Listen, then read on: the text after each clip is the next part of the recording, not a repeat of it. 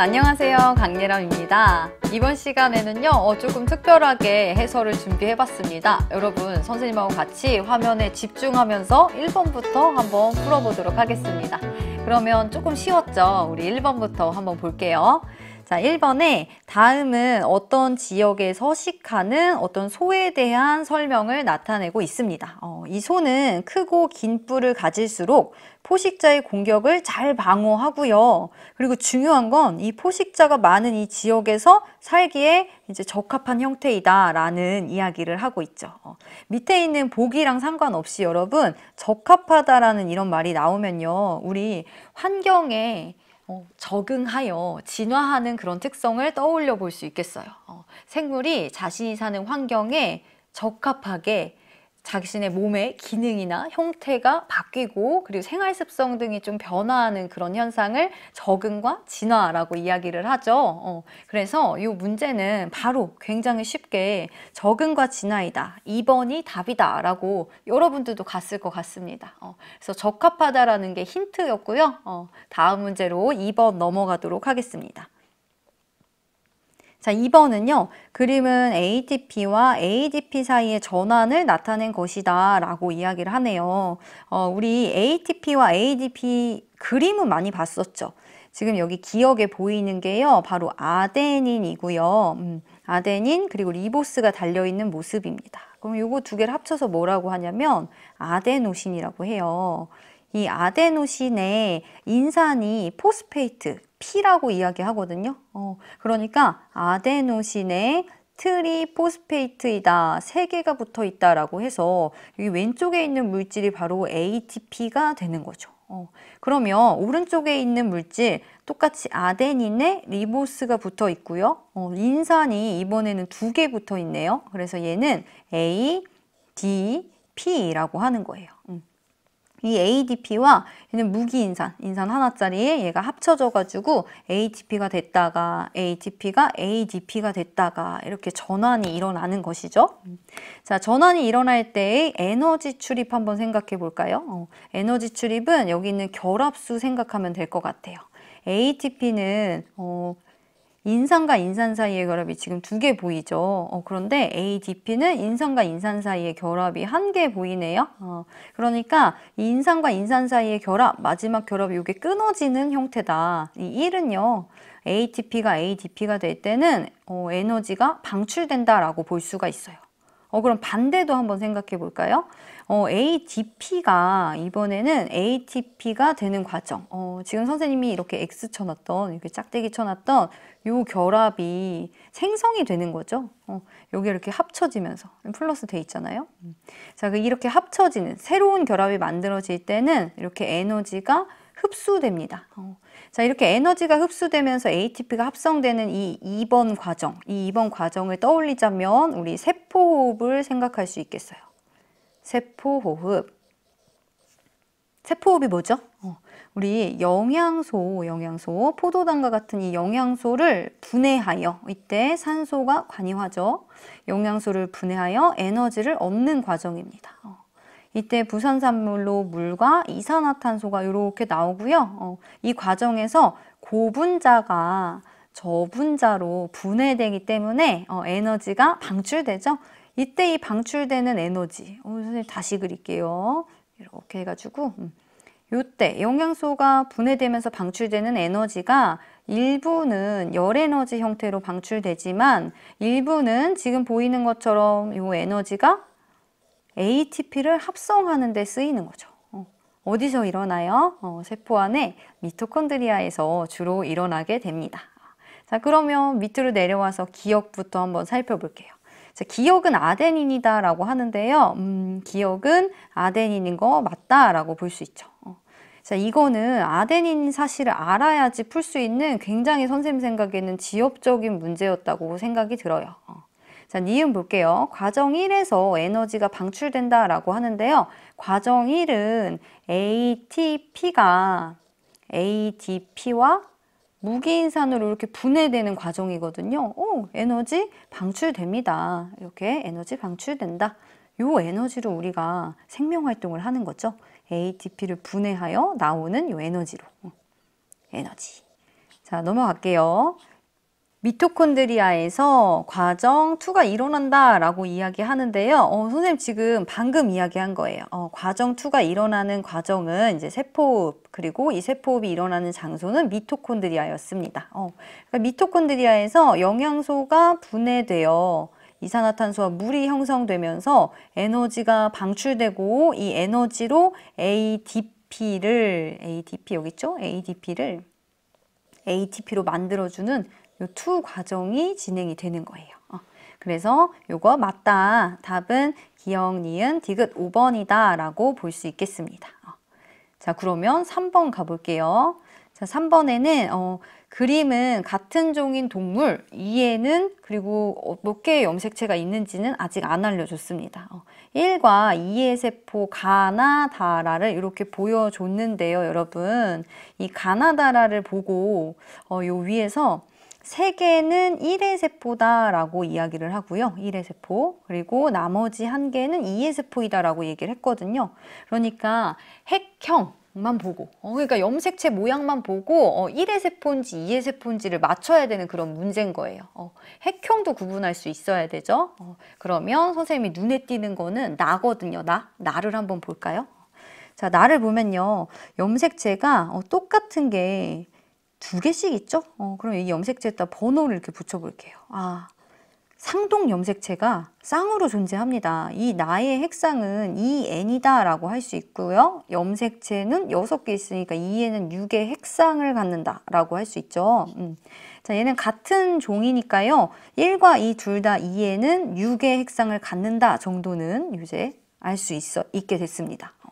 자, 그리고 옆에 있는 다를 바로 보니까요. 다도요. 똑같은 거. 1번 한번 적어봐요. 1번 염색체 2개, 2번 염색체 2개.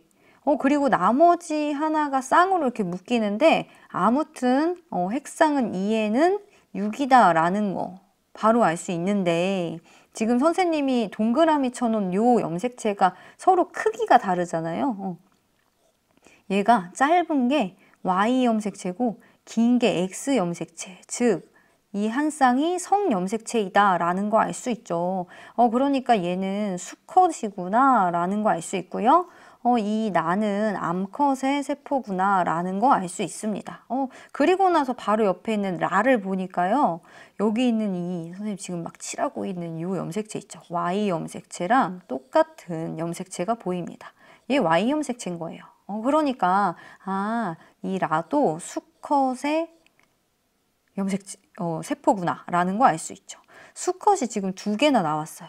그러면 나머지 하나, 이거 가도 수컷의 세포겠다. 그래서 우리 1의 세포가 3개라고 했으니까요. 1의 세포가 라 이렇게 갈 수 있는 거죠. 그러면 라는 2의 세포이다 라고 갈 수가 있겠습니다. 그러면 바로 밑에 있는 기억돼요. 가는 1의 세포이다 라는 거 맞다 이렇게 가줄 수 있겠죠? 자, 그리고 기역과 니은에 대해서 물어보고 있는데요. 이 기역하고 니은은요 서로 같은 유전자 구성을 가지고 있어요. 무슨 말이냐면 얘네 둘은 염색 분체입니다. 염색 분체예요. 그러니까 기역을 복제한 게 니은인 거예요. 이 사이에 선생님 항상 이렇게 는 붙여줍니다. 여기 있는 가닥 복제한 게 옆에 있는 가닥입니다. 만약에 여기에 라지 A라는 이런 유전자가 있다면 이 같은 위치에 라지 A라는 유전자가 이렇게 있어요. 염색 분체 사이다. 상동 염색체라는 건요. 이렇게 크기와 모양이 같은 이 두 염색체 쌍을 상동 염색체라고 하는 거예요. 자, 그래서 밑에 니은에 기역과 니은은 상동 염색체이다 라고 하는데 상동 염색체 아니고요. 염색 분체 사이다 라고 볼 수가 있겠습니다. 자, 우리 디귿에 이에 감수 1분열 중기세포에 대해서 물어보고 있습니다. 우리 감수 1분열 중기세포를 생각해 볼까요? 감수 1분열 중기세포의 핵상은 2N이에요. 우리 2N인 세포가 감수 1분열을 지나가면 N과 N인 세포로 이렇게 나누어지는 거고요. 그리고 요 세포가 또 2분열을 하면 N인 세포 4개가 되는 거죠. 밑에 이렇게 되어 있지만 선생님 여기다 이렇게 그냥 쓰겠습니다. 자, 아무튼 선생님 말해주고 싶은 건 감수 1분열 중기의 세포가 EN의 핵상을 갖는다예요. 자, 여러분 EN의 핵상을 갖는데 이 EN의 핵상을 갖는 세포의 상태는요. 이렇게 볼 수 있죠. 염색 분체가 하나씩 달린 이런 상태다. 염색체 하나에 염색 분체가 2개씩 있는 이런 세포가 바로 감수 1분열 EN인 상태입니다. 자, 여기서 감수 1분열이 분열하면 이렇게 되는 거죠. 그러면 감수 2분열에 나오는 세포의 상태가 이렇게 핵상이 N인 세포 2개가 이렇게 나오는 거고요. 감수 2분열이 진행된다. 그러면 한 번 더 분열해서 생식세포 상태가 되는 거죠. 마지막 상태. 염색 분체가 하나씩 존재하는. 감수 2분열이 진행될 때는 핵상이 변하지 않아요. 대신에 이렇게 반감될 때는 DNA 양이 반감되는 겁니다. 감수 1분열이 이렇게 반감될 때는 핵상도 EN에서 N으로 이렇게 반으로 감소하고 DNA 양도 감소한다는 거 우리 알고 있죠? DNA 양도 반감한다. 자, 여러분 선생님 말해주고 싶은 거는 요거였어요. 감수 1분열 중기의 세포는요, 염색체 하나당 염색 분체가 2개씩 달려 있거든요. 위에서 봤죠? 이 세포의 핵상은 EN은 6입니다. EN은 6. 염색체 개수가 6개니까요. 6개 하나당 염색 분체 2개씩 달려 있으니 염색 분체는 12개가 존재하게 되겠다. 그래서 디귿은 맞는 보기가 되겠습니다. 그래서 정답은 기억 디귿 3번이다. 이렇게 보면 되겠습니다. 이거는 핵형을 보고 맞출 수 있는 문제라서 사실 쉬운 문제예요. 쉬운 문제인데 핵형이나 핵상의 개념이 확실하지 않았으면 좀 당황을 했을 것 같아요. 대신에 다음에는 틀리지 않기로 하고, 자, 다음 문제로 넘어가서 4번에 좀 쉬운 문제예요. 생물 다양성에 대한 학생 A씨의 발표 내용입니다. 생물 다양성은 맨 마지막 단원에 나오는 건데 이 생물 다양성 3가지를 구분을 못하면 이런 쉬운 문제도 틀릴 수가 있는 거예요. 자, 생물 다양성에 대해서 이야기를 하고 있어요. 생물 다양성의 종류는요, 3가지가 있습니다. 첫 번째로 유전적 다양성이 있고요. 두 번째는 여러 종이 존재하는 거. 다양종이라고 쓸 뻔했죠. 다양성. 종다양성이라고 하고요. 그리고 하나의 어떤 지역에 여러 생태계가 존재하는 거, 생태계 다양성이라고 합니다. 그래서 이 3가지의 개념을 구분할 수 있어야 해요. 유전적 다양성은 한 종 내에서 굉장히 여러 형질이 나타나는 거. 기린이 목이 길고 짧고 뭐 점박이가 몇 개 많고 아니면 점의 수가 좀 적고 이런 것들 말하는 거고요. 종 다양성은 여러 종이 존재한다라는 뜻입니다. 생태계 다양성은요, 우리 생태계는 그냥 생태계가 그냥 생태계잖아요 라고 생각할 수 있겠지만 생태계 종류 굉장히 많습니다. 산림도 있고요, 초원도 있고요, 습지도 있고요, 강도 있고요, 호수도 있고요.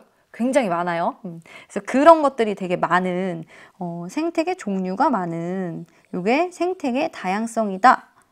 자, 그러면은 학생들이 무슨 얘기하고 있는지 한번 가보도록 하죠.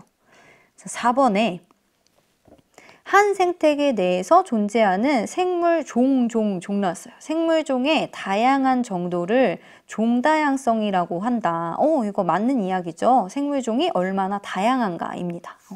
자, B 볼게요. 같은 종의 무당벌레에서 지금 무당벌레 하나 이야기하고 있어요. 반전무늬가 다양하게 나타나는 거, 이거는 유전적 다양성에 해당되는 거 맞다 볼 수 있겠죠.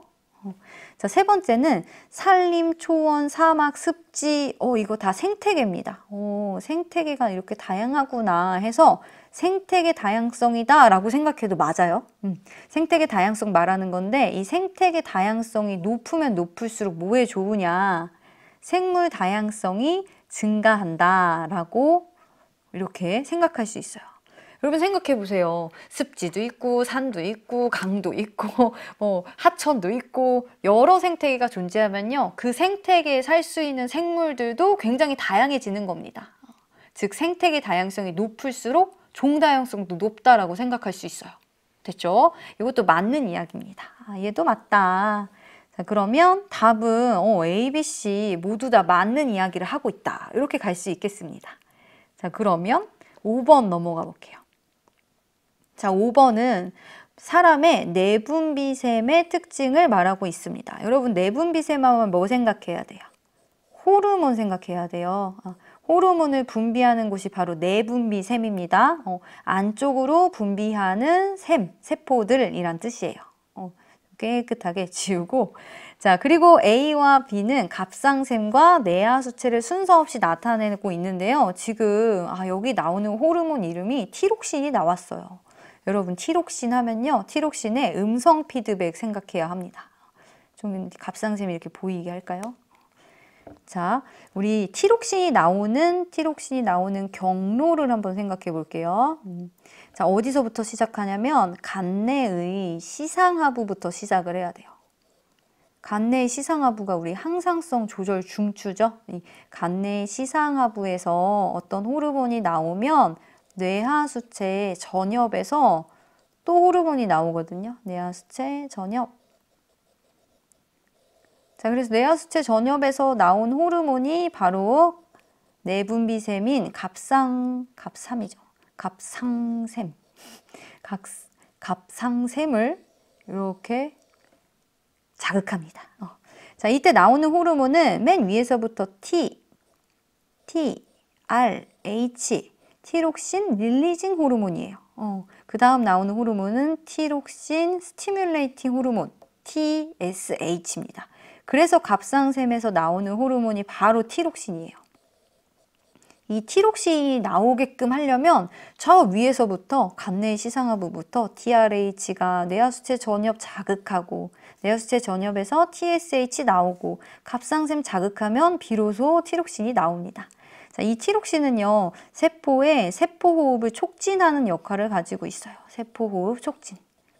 그래서 선생님은 항상 이 티록신을 뭐라고 하냐면요, 티록신을 채찍이라고 이야기하거든요. 막 내 몸에 혈액을 타고 돌아다니면서 막 다른 세포들을 막 이렇게 채찍질하는 거예요. 너 빨리 일해, 너 빨리 세포호흡해, 이렇게 하는 채찍이 바로 티록신입니다.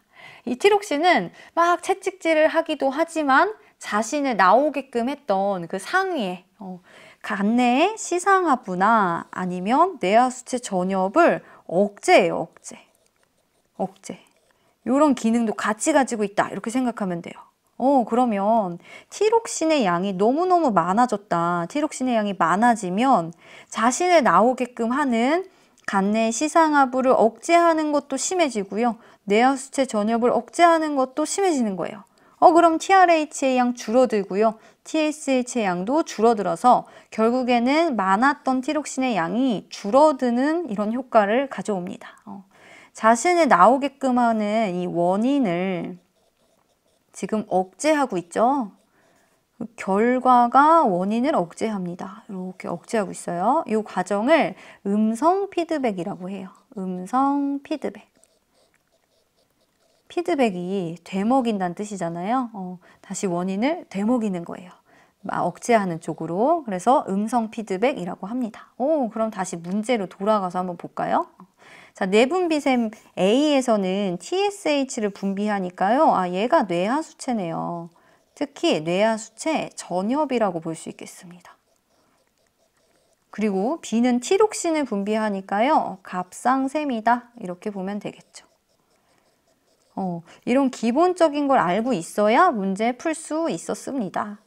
자, 그러면 밑으로 내려가 볼게요. 기억에 A는 뇌하수체이다. 맞다, 갈 수 있겠어요. 자, 니은의 분비는 음성 피드백에 의해 조절된다. 맞아요. 티록신은 음성 피드백으로 조절이 됩니다. 맞습니다. 그 결과가 원인을 억제하는 쪽으로 이렇게 조절하는 거예요.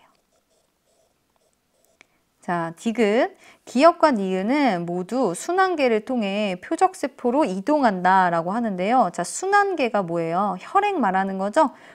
표적세포로 이동합니다. 이거 호르몬의 특성이에요. 혈액을 타고 표적세포로 가는 거예요. 자, 그래서 이것도 디귿도 맞다라고 볼 수 있겠습니다. 왜 안 내려왔죠? 자, 이렇게 가볼게요.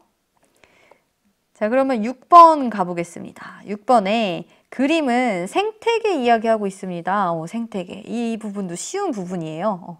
자, 구성하는 요소 사이의 상호관계를 나타낸 거고요. 표는 상호관계 가와 나의 예를 나타낸 것이다. 그러면 가와 나의 예가 무엇인지 한번 살펴보자면, 빛의 파장에 따라 해조류의 분포가 달라지고 있대요.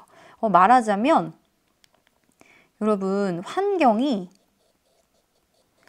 해조류 생물이에요. 생물에 영향을 끼치고 있는 겁니다. 지금 기역과 니은 중에 가, 나가 하나라고 하는데요. 이 기역, 니은 둘 중에는 환경이 생물에 영향을 끼치고 있는 니은이 가가 되겠구나라고 볼 수 있겠죠. 그렇죠? 그럼 나는 기역이 되겠네요. 자, 기역은 지금 기역 이렇게 화살표 되어 있습니다. 생물이 환경에 영향을 끼치는 예를 여기다 적어 놓으면 될 것 같아요. 됐습니다. 자, 그러면 밑으로 내려와서 기역부터 봐볼게요. 자, 개체군 A에 대해서 물어보고 있고요. 개체군 A는 동일한 종으로 구성된다라고 하네요. 여러분, 개체군이라는 것은요, 개체가 모인 무리를 개체군이라고 하는 거예요. 우리 개체군은 일정 지역에 서식하는 동일종의 무리를 개체군이라고 합니다. 그럼 개체군이 모이면 뭐가 돼요? 그러면 군집이 되는 거죠. 자, 그래서 개체군은 동일종으로 이루어진 것이고, 이 동일종으로 이루어진 여러 종들이 모여 있는 개체군보다 더 큰 개념이 군집이다. 이 두 가지는 구분할 수 있어야 돼요.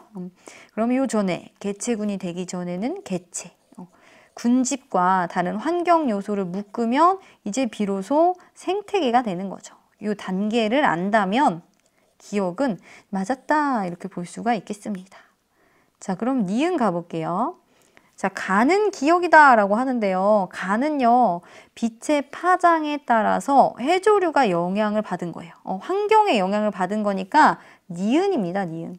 니은에만 이렇게 표시를 해주죠. 자, 니은 이거예요. 그래서 니은 틀렸다, 니은이다 라고 볼 수 있겠고요. 자, 디귿에 지렁이에 의해서 토양의 통기성이 증가한대요. 지렁이가 토양의 통기성에 이렇게 영향을 끼치고 있네요. 그러니까 생물이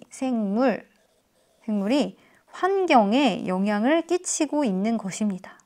그러니까 요 나, 기역, 맞다라고 볼 수 있겠죠. 그래서 답은 기역, 디귿이다 라고 볼 수 있겠네요. 자, 다음 넘어가 볼게요. 그럼 이번에는 7번 보겠습니다. 7번. 자, 7번에 그림 가는 사람에게서 체세포의 세포 주기를 나타낸 것이고요. 나는 사람의 체세포에 있는 염색체 구조를 나타낸 것입니다.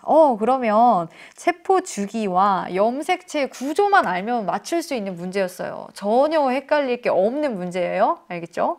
우리 세포 주기 한번 생각해 볼까요? 자, 세포 주기는요, 지금 여기에 M기가 있어요. M기, 분열기죠, 분열기.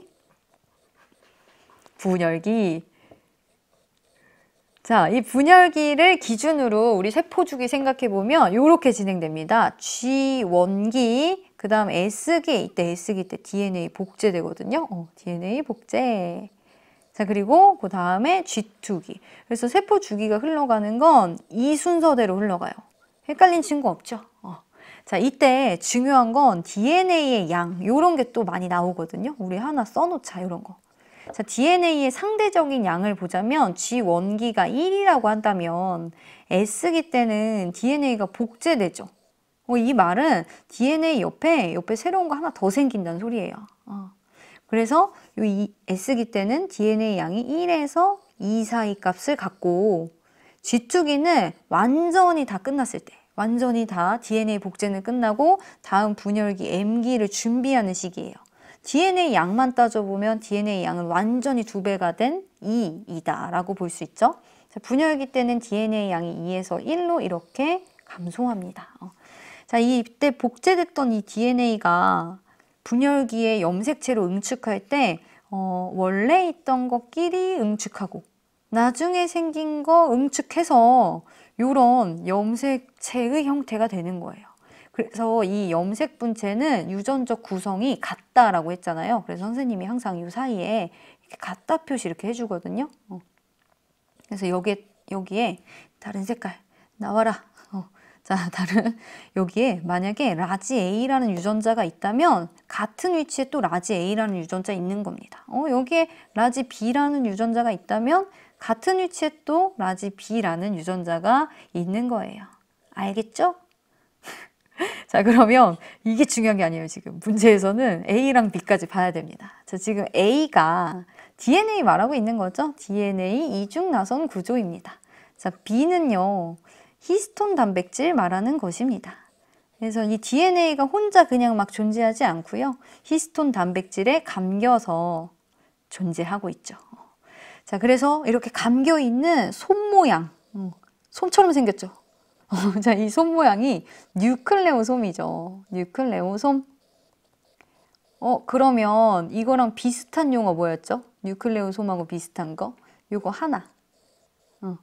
요 DNA를 구성하고 있는 기본 단위는 뉴클레오타이드입니다. 이거 헷갈리면 안 돼요. 뉴클레오타이드 이렇게. 굉장히 많은 글씨를 썼네요. 밑으로 내려가서 기억부터 보겠습니다. 자, 기억에서 물어보고 있는 게 기억은 쥐특이다예요. 기억은 쥐원기거든요. 틀렸다 갈 수 있고요. 자, 니은 시기에 A가 복제된다 라고 하는데요. A는 DNA고요. 지금 선생님 썼죠. 니은 S기 시기에 DNA가 복제된다니까요. 이건 중요해요, 얘들아. 자, 그래서 니은은 맞다 이렇게 볼 수 있고요. 디귿에 뉴클레오솜의 구성 성분에는 B가 포함된다 라고 했습니다. 여러분, 선생님이 이럴 줄 알고 뉴클레오솜을 여기다 적었어요. 뉴클레오솜에 DNA랑 그리고 여기 히스톤 단백질 이렇게 감겨있는 히스톤 단백질에 DNA가 감겨있는 이 구조입니다. 그러니까 히스톤 단백질이 포함된다라고 볼 수 있겠죠. 그래서 이거 맞다. 답은 니은 디귿이다. 5번이 답이 되겠습니다. 자, 그럼 또 다음 문제 넘어가 볼게요. 다음 문제는 8번이고요. 이 8번 문제는 선생님 생각에는 이 질병 부분 있죠. 방어작용 부분에서 쉽게 나온 거예요. 병원체 특징을 물어보는 거였는데 굉장히 지엽적인 게 또 뭐냐면요. 맨날 감기, 독감 뭐 이런 것만 나오다가 이번에는 홍역이라는 굉장히 생소한 그런 질병을 갖다 놨어요. 근데 홍역도요, 여러분, 바이러스성 질병입니다. 기본적으로 이거를 외우고 있었던 친구들은 쉽게 풀었을 텐데요. 홍역이 뭐였지? 이렇게 생각한 친구들은 굉장히 헷갈렸을 거예요. 그래도 풀 수 있는 힌트가 문제에 좀 곳곳에 있었으니까 한번 보도록 할게요. 한번 볼게요. 자, 표는 가는 질병 특징 3가지를 나타냈고요. 나는 가 중에서 질병 A씨에 있는 특징의 개수를 나타냈어요. OX 뭐 이런 게 아니라 질병이 가지고 있는 특징 개수를 나타냈습니다. 자, A씨는 말라리아, 무좀, 홍역이다. 일단 기본 정보는 말라리아는요. 원생생물 때문에 나타나는 질병이에요. 자, 무좀은 균류입니다. 균류. 홍역은 바이러스예요. 바이러스. 자, 요걸 알고 밑에 있는 특징을 좀 써보면요. 병원체가 원생생물이다? 이거 완전 말라리아 얘기하고 있는 거죠? 그러니까 얘는 말라리아에 대한 설명이야. 바로 가요. 병원체가 세포구조로 되어 있다? 세포구조를 물어보는 것은 바이러스를 제외하기 위함이죠. 말라리아도 세포구조로 되어 있고요. 그리고 균류도 세포구조로 되어 있습니다. 무좀도 여기 속할 수 있어요. 이때 말하는 이 세포구조라는 것은요. 세포구조. 이거는 세포막으로 둘러싸여 있다는 뜻이에요. 우리 세포막은 인지질과 단백질로 이루어져 있거든요. 인지질, 단백질입니다.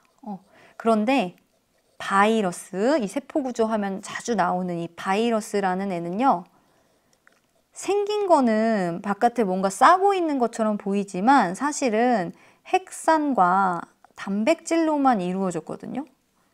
DNA를 쓸 뻔했네. 단백질. 그러니까 단백질 껍데기로만 이루어진 거예요. 단백질 껍질. 그러니까 요 단백질로만 이루어진 게 세포막이 아니라는 거죠. 세포막은 인지질, 단백질 요거를 포함하고 있어야 돼요. 요걸로 구성되어야 해요. 자, 아무튼 바이러스는 세포 구조가 아니다라는 특징을 말하고 있는 겁니다. 다시 문제로 돌아와서 기억이 뭔지는 모르겠지만 이게 뭐지? 뭔지는 모르겠지만 A, B, C를 보면요 여러분 질병 A는 특징의 개수 3개 가져요. B는 2개 가지고요. C는 1개 가집니다. 아무튼 A, B, C가 이 특징에 포함되지 않는 경우는 없단 말이에요. 그러니까 지금 나온 것 중에서 생각해 보자면 말라리아가 여기 한 번 더 나와서 하나, 둘, 3개를 갖고 자 무좀이 한 번 더 나와서 하나, 2개를 갖고 지금까지 출현하지 않았던 바이러스성 질병 지금 여기서는 홍역이죠. 홍역이 여기 한번 딱 출현해 주면 홍역이 C가 되면서 특징은 하나만 갖는다 라고 생각할 수 있겠죠. 자 그래서 C가 홍역 자 B가 무좀 뭔가 질병 이름을 이렇게 경쾌하게 부르고 있네요. 자, 그리고 A가 말라리아 이렇게 가주면 되겠습니다. 그럼 밑으로 내려가서 기억부터 가볼게요. A는 무좀이다라고 하는데요. A는 말라리아죠. 말라리아. C의 병원체는 세포 분열을 통해 증식한다라고 하는데요. 여러분, 세포 분열을 하려면 당연히 세포 구조여야 하죠. 그런데 바이러스는 세포 구조가 아니거든요. 바이러스는 세포 구조가 아니다. 그러니까 세포 분열을 통해 증식하는 게 아니다. 이렇게 갈 수 있겠습니다. 답은 디귿 하나겠네. 감염성 질병이다는요. 병원체에 대한 설명 맞습니다. 그러니까 기억에 해당되면서 말라리아, 무좀, 홍역 얘네들 다 병원성 질병이고 아니죠. 감염성 질병이고 병원체에 의한 질병이기 때문에 이거 맞다. 디귿 하나만 유일하게 답이다. 이렇게 갈 수 있겠습니다. 자, 그러면 9번 한번 가볼게요. 자, 9번입니다. 사람에서 일어나는 영양소 그리고 물질 대사의 노폐물에 대해서 이야기를 하고 있는데 선생님이 수능 특강에서도 수능 특강 9강에 3점 문제 1번에 선생님 풀이를 해줬거든요. 그래서 선생님 풀이한 모습을 이렇게 가져왔어요. 자, 이거랑 되게 비슷하죠, 여러분. 보세요. 저 지금 포도당 그리고 그 외에 A, B를 해놨고요. 노폐물 3개 이렇게 해놨고요. 이 노폐물이 가지고 있는 원소가 뭔진 모르지만 뭐 가졌다 안 가졌다 이렇게 OX를 표시한 게 여러분 이 문제에 그대로 나와 있어요. 이 문제를 한번 접한 친구들은 굉장히 익숙했을 거라고 생각을 합니다. 자, 그러면 9번 한번 풀어볼게요. 이거는 지워주도록 하죠. 지우고요. 낙서를 막 해놨네요. 자, 9번 가볼게요. 자, 9번에 사람에서 일어나는 영양소, 물질대사 과정의 일부를 나타낸 것이고 자, 표는 노폐물 기억 디귿을 말하는 것인데요. 이때 이 노폐물은 물, 암모니아, 이산화탄소 말하는 거고요. 이때 말하는 이 가와 나는 각각 단백질과 지방 중 하나입니다. 그리고 여기 원소들을 하나씩 갖다 놨어요. 자, 그러면 우리 특징 좀 봐야 되죠? 우리 특징 옆에다가 쓰면서 와볼게요. 자, 우리 단백질만 조금 특별하고요. 단백질 말고 맨날 나오는 탄수화물. 그리고 지방은 둘이 구성 원소가 똑같거든요. 탄수화물과 지방은 탄소, 수소, 산소로 이루어져 있고요. 단백질도 탄소, 수소, 산소로 이루어져 있는데 추가로 질소가 있어요. 질소가. 그리고 또 추가로 쬐끄만하게 황을 가지고 있는 것도 있습니다. 아무튼 단백질은 이 질소를 가지고 있기 때문에 단백질이 세포호흡에 이용되고 나면 이산화탄소와 물 생겨요.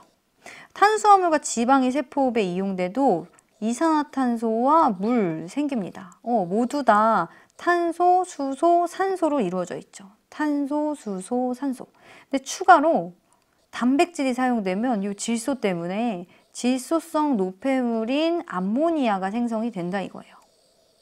그러니까 단백질이 쓰이고 나면 질소가 들어있는 질소성 노폐물 암모니아가 하나 더 생겨요, 여러분. 자, 그러면 여기서 화살표 보고 맞출 수 있겠죠? 자, 나 보세요, 나. 자, 나는요, 기역, 니은 외에 디귿도 생기고 있어요. 아, 디귿이 노폐물이 하나 더 생긴다. 얘가 바로 질소성 노폐물인 암모니아구나. 이렇게 갈 수 있고요. 자, 간은 지방, 그리고 나는 단백질이 되겠다. 그러면 기억하고 니은이 요 두 개가 지금 다른 거 이산화탄소랑 물 중에 하나이겠죠. 그렇죠? 그건 뭘 보고 맞추면 돼요? 그렇죠. 바로 옆에 있는 이 표 보고 맞추면 되죠. 자, 기억에는요, 탄소가 없대요. 완전 X라고 써놨죠. 그러니까 아, 기억이 물이구나 이렇게 가주면 되겠고요. 니은에는 탄소가 있는 이산화탄소겠다라고 여기 동그라미 쳐주고 가주면 되겠죠. 자, 그러면 여기다가 제대로 써서 기억이 물, 그리고 니은이 이산화탄소, 그리고 디귿이 암모니아다 이렇게 써놨는데요. 이 암모니아는 말을 안 하고 넘어갈 수가 없죠. 암모니아는 독성이 강해요. 그래서 내 몸에 막 생성돼가지고 내 몸에 혈액을 타고 막 다니면 내 세포들한테 안 좋단 말이에요. 그래서 독성이 조금 약한 요소로 전환됩니다. 어디서요? 소화계 간에서 자, 쓸게요. 자, 간에 가서요. 간에 가서 조금 독성이 약한 요소로 전환됩니다. 이때 이 간이 소화계 소속이라는 거 잊지 마세요. 소화계 소속이다. 이거 중요해요. 별표 쳐야지. 이렇게. 얘들아, 이게 또 문제에서 자주 나오니까 자, 이거 기억해주면서 밑으로 내려가 볼게요. 자, 기억에 가는 단백질이다 라고 하는데 가 단백질 아니고요. 지방입니다. 땡, 틀렸어요. 자, 호흡계를 통해 니은이 몸 밖으로 배출된다. 이때 말한 니은 이산화탄소거든요. 호흡계를 통해 배출되는 거 맞습니다. 자, 그리고 간에서 디귿이 요소로 전환된다 라는 요게 중요하다 그랬죠. 다른 형태로도 많이 문제 나옵니다. 맞아요. 맞습니다. 이때 이 간의 소속은 어디다? 소화계. 요거는 꼭 기억해 주세요. 소화계입니다. 자, 그러면 다음 문제, 이번에는 10번 문제 보도록 하겠습니다. 여러분 10번에서 조금 헤맸을 것 같아요. 그렇죠? 10번이 선생님이 막 찾아보니까 수능 특강 올해 거 말고 작년 거에 3점짜리 문제 맨 마지막 거랑 또 비슷해요. 약간 주어진 단서가 비슷해요. 그래서 그거를 또 풀어보라는 건 아니지만 이게 조금 헷갈렸다면 작년의 수능 특강 강의도 또 찾아볼 수 있죠. 그 정도는 할 수 있죠. 조금 찾아보면서 비슷한 문제를 여러 개를 많이 풀어봐야 여기 문제에 대한 조금 적응력이 좀 올라가는 거예요. 그래서 아, 계속 나오는 게 이런 거구나 라는 게 보여요. 선생님 지금 말해줄게요. 알겠죠? 자, 그러면 10번부터 가볼게요. 10번에 그림은 근육 원섬유마디 X의 구조를 나타낸 것인데요. 이 X의 구조는 항상 우리가 조금 보던 익숙한 구조입니다. X는 좌우 대칭이고요. 여기 가운데에 있는 M선을 기준으로 좌우 대칭이겠죠? 자, 기역, 니은, 디귿 부분을 이렇게 나눠놨는데 기역은 액틴만 있는 부분, 니은은 액틴 필라멘트와 마이오신 필라멘트가 겹친 부분, 여기 말하는 거고요. 디귿은 A대 중에서도 마이오신 필라멘트만 존재하는, 즉 H대의 대를 나타내는 것이다 라고 볼 수 있죠. 자, 이때 표는 수축 과정에 T1, T2의 X의 길이, A대의 길이, H대의 길이를 나타내 준 것입니다. 이때 A와 B의 길이는 2.4 또는 2.8 중 하나이다 라고 하고요. 여기서 주는 힌트는 니은의 길이, 그리고 기역의 길이, 다른 시점에서의 니은과 기역의 길이가 같다라는 걸 말을 해주고 있어요. 여기서 선생님 좀 말해주고 싶은 것은 기역과 니은에 조금 주목할 필요가 있어요. 기역하고 니은을 합한 값 있죠. 이 기역하고 니은을 합한 값은 액틴 필라멘트의 길이와 같습니다. 우리 근육이 수축할 때 액틴 필라멘트와 마이오신 필라멘트의 겹치는 구간이 늘어나는 것이지 각각의 필라멘트의 길이가 변하지는 않잖아요. 그렇죠? 그러니까 이 기역하고 니은을 합한 이 값은요. 수축 시점이든 이완 시점이든 변하지 않는다라는 특징을 가지고 있어요. 자, 그러면 여기서 알려준 요소들을 좀 적어보면 H대는 디귿이라고 볼 수 있고요.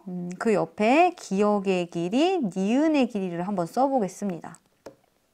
자, 특히 기억하고 니은을 더한 값은 고정이다. T1 시점이든 T2 시점이든 같다라는 거를 생각하면서 자, 이때 힌트로는요.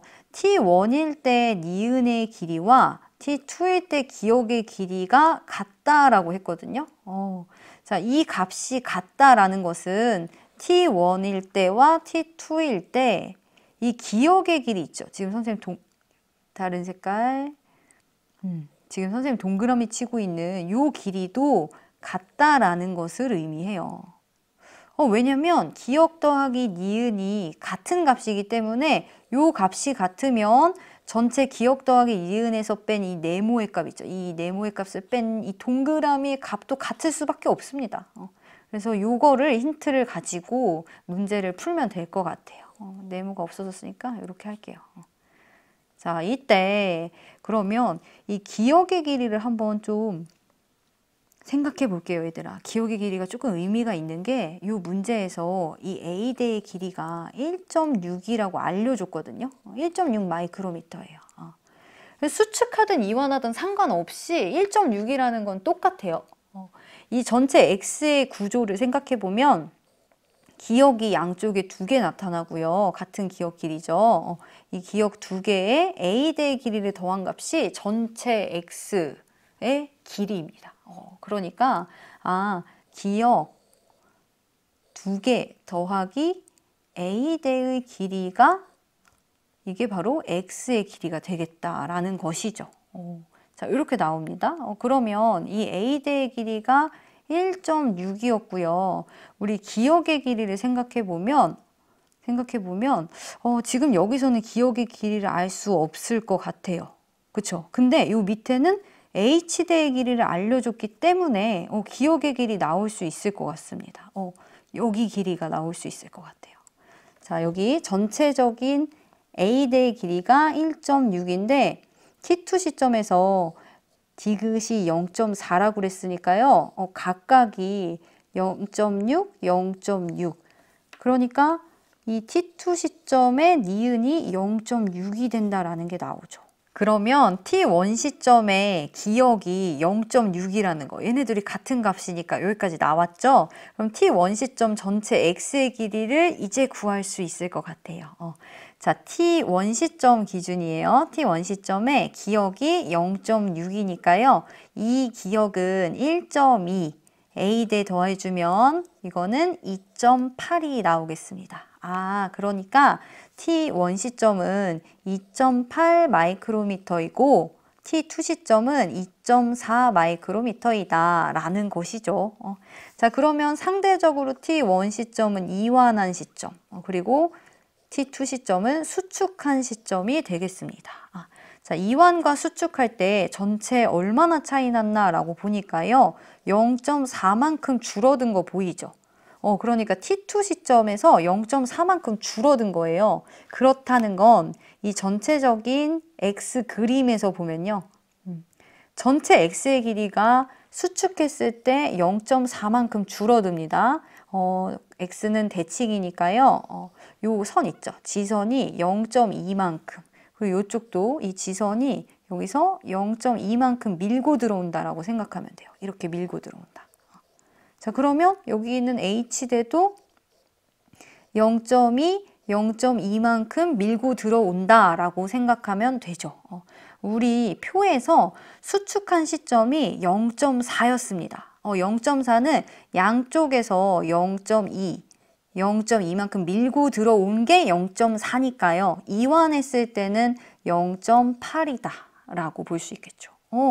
A대의 길이 1.6 중에서 그 중에 가운데 H대, 디귿의 길이가 0.8이니까 이 A대에서 H대의 길이를 뺀 게 니은 2개가 되겠죠.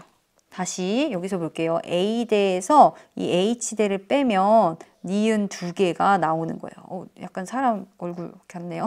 자, 그러면 0.8을 둘러 나누면 니은의 길이 0.4이다. 여기도 0.4이다 라는 수치가 나오게 됩니다. 자, 자, 그럼 기억부터 한번 가볼게요. 자, 기억에 A는 2.8이다. 맞다라고 볼 수 있고요. T1일 때 기억의 길이 물어봤는데요. 우리 T1일 때 기억의 길이 구했잖아요. 0.6이다. 이거 틀렸다라고 볼 수 있습니다. 자, X에서 액틴 필라멘트의 길이가 변해요? 안 변하죠. 그러니까 T1일 때랑 T2일 때랑 이 분모는 고정이라고 생각할 수 있어요. 액틴 필라멘트의 길이는 변하지 않습니다. 자, 그리고 니은의 길이 물어봤는데요. 니은의 길이는요. 니은의 길이 한번 볼까요? 자, 니은의 길이는 여기에요, 여기. 말하자면 이 액틴 필라멘트와 마이오신 필라멘트가 겹치는 구간이고요. 이 니은의 길이는 수축하면 수축할수록 이렇게 액틴 필라멘트가 안쪽으로 들어올수록 길어집니다. 아, 니은은 수축했을 때가 더 길고 이완했을 때는 더 짧다라는 요 사실을 알고 이거 볼게요.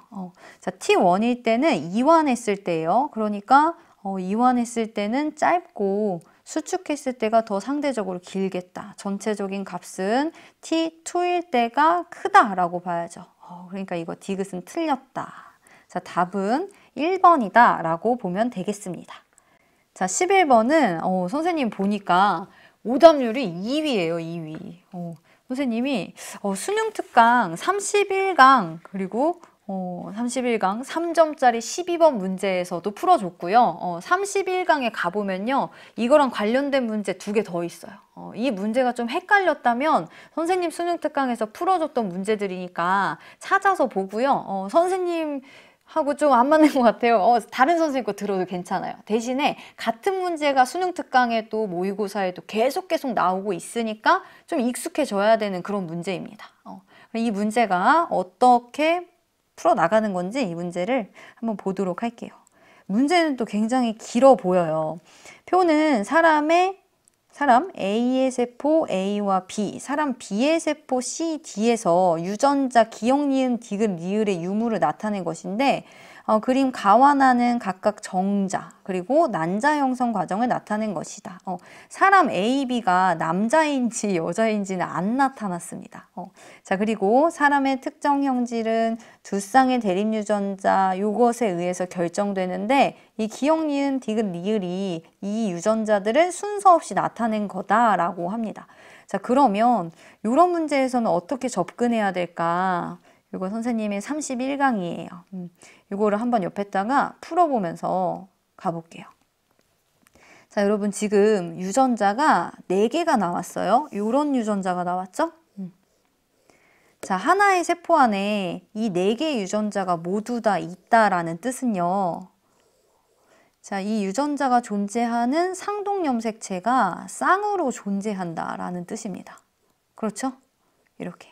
이 쌍으로 존재한다라는 뜻은 즉 이 세포의 핵상은 EN이다 라는 뜻을 말하고 있는 거예요. 그런데 어떤 세포에 이 유전자 중에서 3개가 있다 라는 뜻은요. 4개 중에 3개 있으면 이렇게 3개 같거나 아니면 뭐 이렇게 3개 같거나 뭐 경우의 수는 좀 몇 개 나오겠죠? 그치만 이렇게 3개 갖는다라고 쳤을 때 생각하더라도 라지 E, 스몰 e 대립 유전자를 쌍으로 가지기 때문에 이 뜻은 이 세포의 핵상이 EN이다라는 뜻이거든요. 그럼 이 표에서 한번 볼게요. 이 표에서 A의 세포 그리고 B의 세포 A, B, C, D 중에 자 B는요. 이 4개의 유전자 중에 3개의 유전자를 가지고요. D도 4개의 유전자 중에 3개의 유전자를 가지거든요. 이렇다는 건 이 세포의 핵상이 EN이다. 이 세포의 핵상도 EN이다 라는 걸 말하고 있는 겁니다. 자, 여기서 또 주목해야 할 것이 이런 거예요, 여러분. 자, C. 여기 있는 C는요. 디귿이라는 유전자 하나만 갖는데요. 이거 하나만. 자, 다시 아까 전에 봤던 그림으로 돌아가서 여기 가볼게요. 자, 어떤 세포가 핵상이 EN이면 이렇게 대립 유전자를 쌍으로 가지거든요. 이렇게 쌍으로 가져요. 핵상이 N이라는 뜻은 요 유전자들 이렇게 한 쌍을 갖거나 하나의 세트를 갖거나 아니면 이렇게 세트를 갖거나 이죠. 근데 어떤 세포에 어떤 유전자 하나밖에 없다? 이에 관련된 유전자 없다? 이런 거는 말이 안 되는 거예요. 돌연변이는 제외했기 때문에.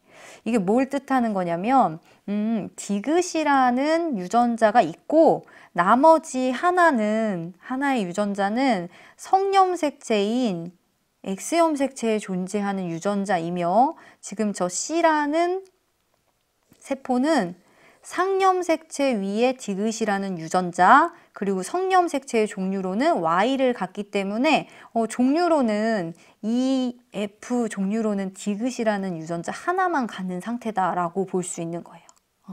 다시 돌아가서 여기다가 한번 써볼게요. 자, 이 C라는 세포는 성염색체 Y와 함께 디귿이라는 상염색체 위에 있는 유전자를 이렇게 갖는 세포의 핵상이 N인 요런 세포구나. B는 남자네요. 그러니까 여기 가가 정자 형성하고 있는 가가 B의 생식세포 형성 과정, 나가 A의 생식세포 형성 과정이다. 바로 같습니다. 자, 그러면 나머지 또 생각해 볼게요. 얘가 상염색체래요. A. 얘가 상염색체래요. 그리고 자, 지금 요 뒤에 있는 것도 요 디귿이 상염색체란 소리죠. 디귿이 상염색체다. 자, 요때 선생님 눈에는 요 A가 보여요. A가 지금 유전자 2개만 가져요. 유전자 2개만 가져요. 그리고 B라는 애가 핵상이 EN이니까 이 꼭대기에 있는 세포가 B가 되고 요 맨 끝에 있는 세포가 A가 될 텐데 핵상 N이다 라는 거 알 수 있잖아요. 얘 N이구나. 핵상이 N인 세포의 상염색체랑 당연히 성염색체 존재하겠죠. 그러니까 기억이 성염색체 X 위에 있는 유전자다 라는 거 알 수 있습니다. X 위에 있는 유전자구나. 그럼 왔다 갔다 하면서 좀 볼게요. 자, 디귿에 얘가 X 위에 있는 유전자래요. 이 B는요. 선생님 지금 디귿이라고 했죠? D에 기억이 X 염색체 위에 있는 유전자라면요. 여기 있는 B라는 세포를 좀 그려보면 이렇게 생긴 거예요. 자, Y 염색체를 하나 가지고 X 염색체에는 기억이라는 유전자가 있어요.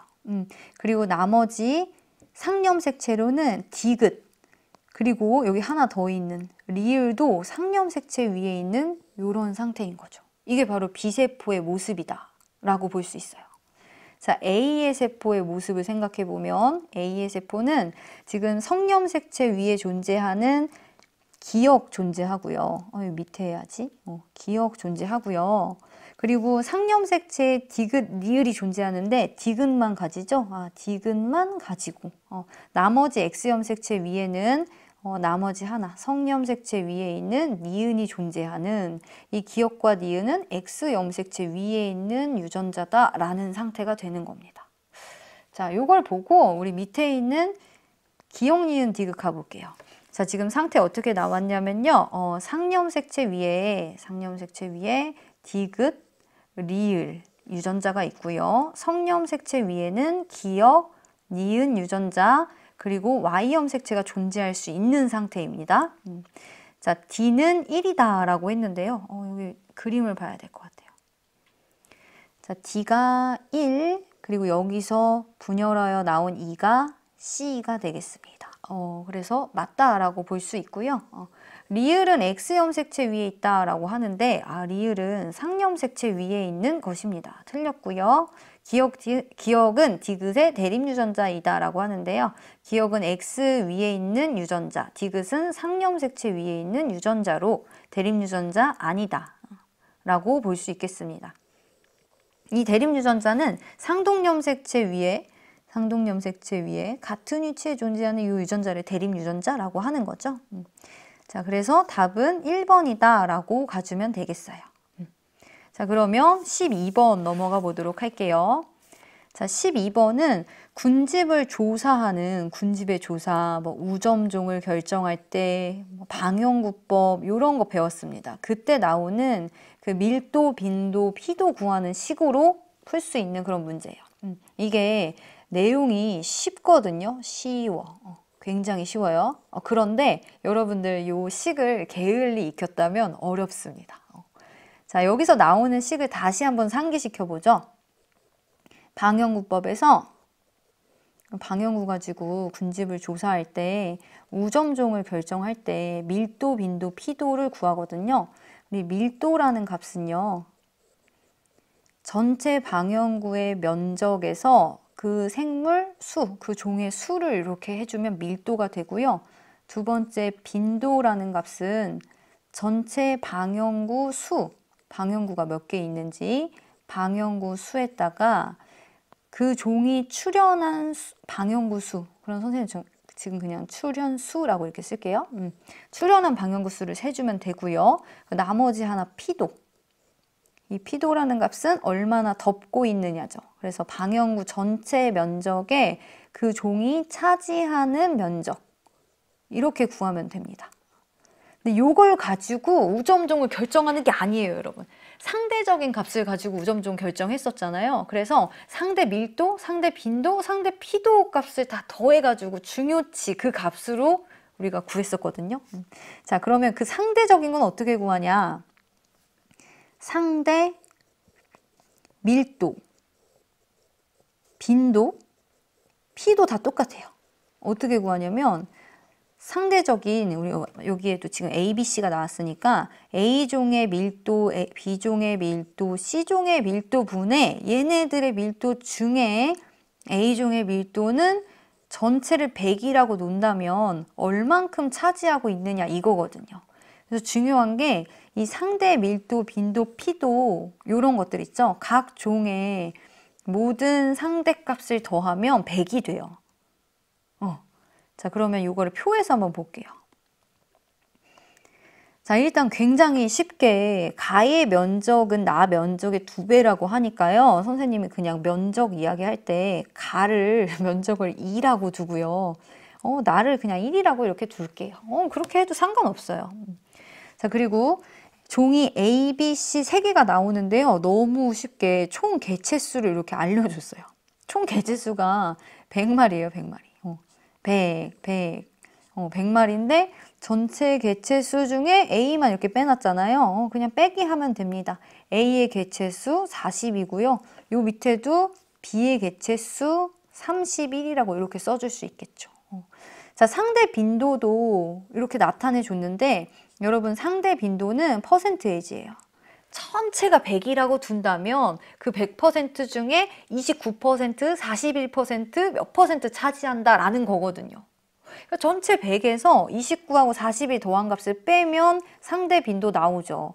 이 30, 이 33. 더하기 빼기 문제였습니다. 그리고 나서 밑에 있는 기억부터 보면 이제 밀도 물어보고 있어요. 밀도. 자, 가의 면적은 2라고 했고요. 나의 면적은 1이에요. 상대적으로. 여기다 이렇게 2A, 1A 이런 식으로 붙여도 괜찮아요. 2배니까. 자, 아무튼 이렇게 2, 1분의 A의 개체수 가에서는 40이고요. 그리고 나에서는 25입니다. 그러면 자, 밀도는 나에서 크다 값이 나오죠. 여기 20이잖아요. 20. 자, 아무튼 X다. 기억 틀렸다. 자, 그럼 이번에 2번 니은 볼게요. 나에서 B의 상대 밀도는? 이라고 물어봤는데요. 나에서 B의 상대 밀도를 물어봤어요. 상대 밀도는요, 여러분. A의 밀도, B의 밀도, C의 밀도 분의 B 이렇게 구하면 되거든요. 근데 너무 쉽게 전체 개체수가 100이라고 그랬거든요. 100. 그러니까 이렇게 해줄 수 있겠습니다.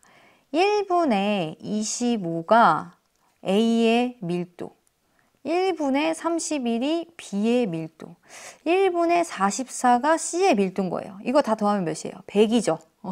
그러니까 이 값은 100분의 자, B가 31이죠. 31 곱하기 100한 거랑 같은 겁니다, 얘들아. 그러니까 31%이다. 그대로 가주면 되겠습니다. 그래서 니은 맞다 이렇게 가줄 수 있어요. 자, C의 D급 볼게요. C의 상대 빈도는 가에서가 나에서보다 작다라고 했는데요. 자, 위에 썼죠? 위에 쓴 걸로 볼게요. C의 상대 빈도 가에서는 30, 나에서는 33. 아, 그러니까 작다 맞습니다. 자, 답은 니은 디귿이 되겠습니다. 자, 13번. 그림 가는 중추신경계로부터 자율신경을 통해서 또 심장에, 여기 심장이죠? 심장에 연결된 경로를 나타낸 것이다 라고 합니다. 나는 기억과 니은 중 하나를 자극했을 때 심장세포에서 활동전이가 발생하는 빈도의 변화를 나타낸 것인데요. 우리 교감신경과 부교감신경이 중추신경계에서부터 심장까지 연결돼 있을 때 교감신경은 신경절 이전 뉴런의 길이가 짧고요. 부교감신경은 신경절 이전 뉴런의 길이가 길어서 이렇게 연결되어 있거든요. 그쵸? 자, 그리고 심장에 작용했을 때 작용하는 그 결과도 반대예요, 반대. 심장에 작용했을 때 교감신경이 흥분하면 심장 박동이 촉진되고 부교감신경이 흥분하면 심장 박동이 억제된다는 거죠. 지금 나의 결과를 보니까 자극 전보다 자극을 했을 때 심장 박동의 활동전이 발생 빈도가 더 빨라지고 있는 거 보입니까? 그러니까 나는 교감신경이 작용했을 때, 그러니까 기억이 작용했을 때의 변화이구나 라는 거 알 수 있습니다. 자, 우리가 추가적으로 여기서 더 알아야 될 것은 교감신경과 부교감신경의 신경절 이전 뉴런의 그 신경세포체가 어디서부터 뻗어 나오는지 그거를 알아야 돼요, 여러분. 그래서 선생님이 옆에다가 좀 그림을 쉽게 외울 수 있도록 좀 알려주겠습니다. 자, 우리 먼저 교감신경은요, 모두 다 척수에서부터 뻗어 나와요. 그런데 부교감신경은 뻗어 나오는 곳이 중간내, 그리고 연수, 그리고 척수입니다. 척수. 여기 세 군데에서 뻗어 나오는데 이렇게 뻗어 나와서 연결되어 있는 기관이 조금씩 다르거든요. 우리 기관까지 외워야 돼요. 자, 우리 몸을 이렇게 그려보면요. 우리 몸의 가장 윗부분, 지금 선생님이 뭔가 언급하려는 기관들 중에 가장 윗부분에 이제 눈이 이렇게 있고요. 눈. 그리고 내가 언급하려는, 선생님이 언급하려는 기관 중에 가장 아랫부분에 이렇게 방광이 있습니다. 방광, 눈. 그래서 맨 위에 있는 눈에 연결된 것은 중간내에서부터 뻗어나와서 눈에 연결된 부교감신경이 이렇게 작용을 하고요. 맨 아래에 있는 방광은 척수에서부터 뻗어나온 부교감신경이 작용을 합니다. 그러면 연수에서부터 뻗어나온 부교감신경이 작용하는 곳은 눈과 방광 사이에 있는 심장이라든지 아니면 위라든지 아니면 뭐 소장이라든지 요 사이에 있는 기관에 연수에서부터 뻗어나온 요 부교감신경이 작용을 하는 거예요. 우리 다시 문제로 돌아가가지고 문제를 보면요. 일단 심장에 연결되어 있는 교감신경이 뻗어나오는 곳은 바로 척수입니다. 척수. 심장에 연결되어 있는 부교감신경이 뻗어나오는 곳은 연수에서부터 이렇게 뻗어나온다라는 것까지 알 수 있습니다. 자, 그리고 한 가지 더. 자, 이 신경절에서 분비되는 신경 전달 물질은 이 교감신경의 말단, 여기. 이 부분에서만 노르에피네프린이 나오죠. 노르에피네프린. 나머지 부분에서는 다 아세틸콜린이 나오게 됩니다. 요것도 조금 기억해 줘야 할 것. 우리 밑으로 내려와서 기억 볼게요. 기억. 자, 기억의 신경절 이전 뉴런의 신경세포체는 척수에 있다. 척수에서부터 뻗어나오는 교감신경 말하는 거 맞습니다. 니은은 신경절 이전 뉴런이 신경절 이후 뉴런보다 길다. 이전 뉴런이 신경절 이후 뉴런보다 긴 거 보입니다. 맞다 갈 수 있고요.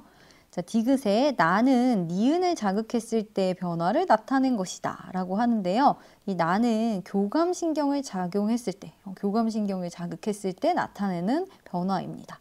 그러니까 답은 기억 니은이 되겠죠. 14번 보겠습니다.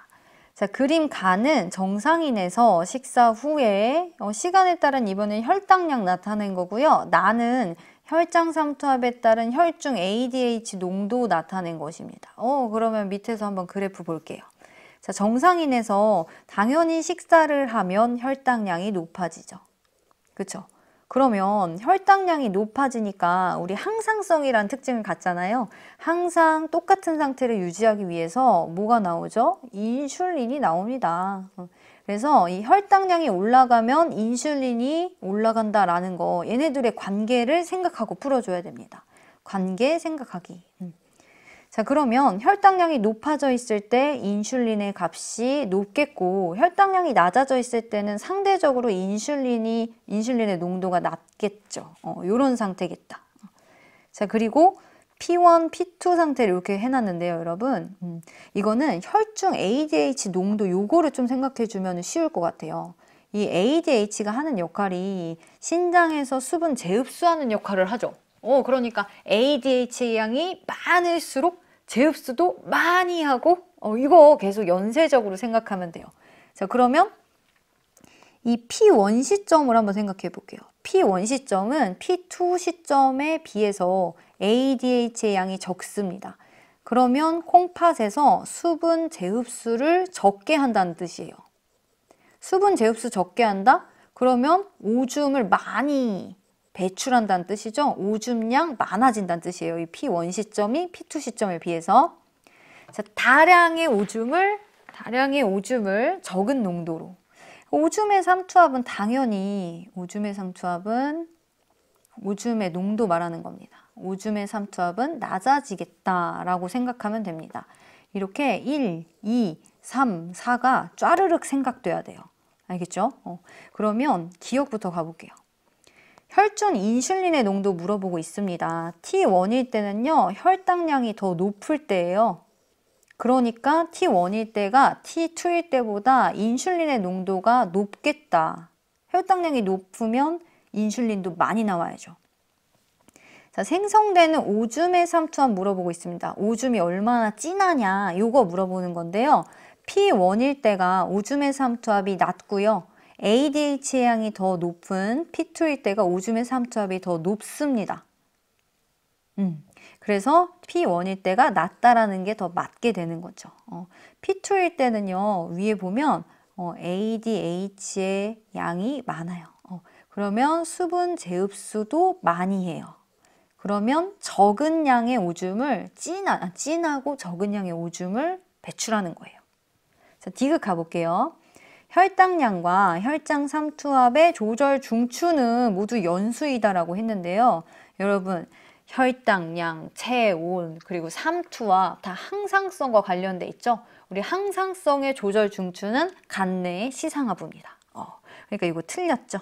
답은 니은이다 이렇게 가주면 되겠습니다.